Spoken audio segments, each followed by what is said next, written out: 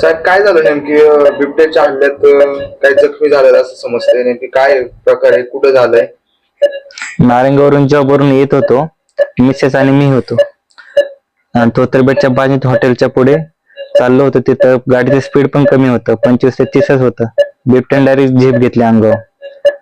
त्याच्यानंतर त्याने डायरेक्ट झेप घेतल्यानंतर त्याने खाली पाडलं, हँडलला धडकला तो आणि आम्ही दोघं पडलो. त्याच्यानंतरला तो उभा राहून वाघही उभा राहिला होता आणि त्याने डरकाळी फोडली.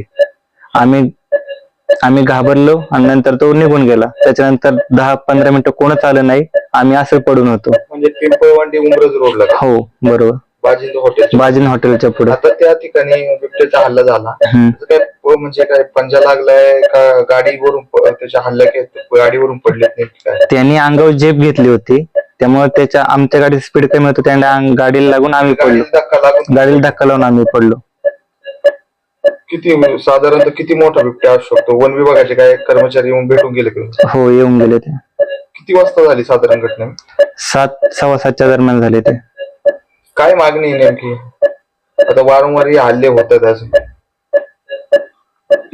योग्य त्या उपाययोजना व्हायला पाहिजे. काय सरकारने योग्य तो निर्णय घेऊन बिबट्याची हे केलं पाहिजे.